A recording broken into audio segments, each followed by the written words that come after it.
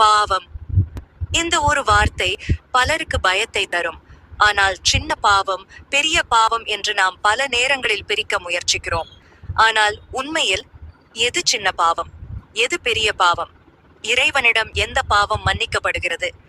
எந்த பாவம் நம் வாழ்க்கையை பாதிக்கிறது? இந்த வீடியோவை கடைசி வரை பாருங்கள். இது உங்கள் ஆன்மீக பார்வையை மாற்றக்கூடியதாக இருக்கும். ஒரு மலைக்குன்றின் அடிவாரத்தில் அமைந்திருந்தது சிறியதொரு ஆசிரமம். சுமூகமான காற்று வீசும் அந்த இடத்தில் இருந்தது ஆன்மீக அமைதி. அங்கே வாழ்ந்தார் ஒரு மௌன சந்நியாசி. அதிகம் பேச மாட்டார். ஆனால் ஒரு வார்த்தை சொன்னால் அது ஆழமான அர்த்தத்துடன் இருக்கும்.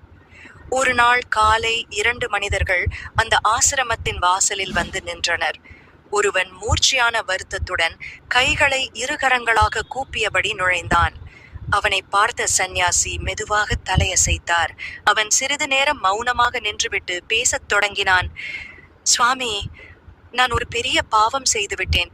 என் மனம் தினமும் அதற்காக அழுகிறது. அந்த நினைவிலேயே என் தூக்கம் கலைகிறது. என்னால் இனி வாழ முடியவில்லை போல் இருக்கிறது. நான் மீட்கப்பட முடியுமா என கேட்டான். சுவாமி அவனை அமைதியாக பார்த்தார். எதையும் விமர்சிக்கவில்லை, பரிதாபம் செய்யவில்லை. சில நேரம் மௌனம்தான் பதிலாக இருந்தது.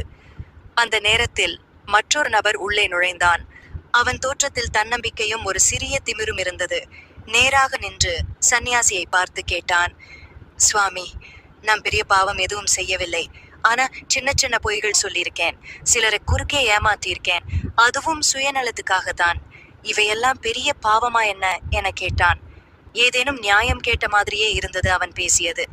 சந்நியாசி இப்போது சிரித்தார். மெதுவாக எழுந்து இருவரையும் பார்த்து சொன்னார்.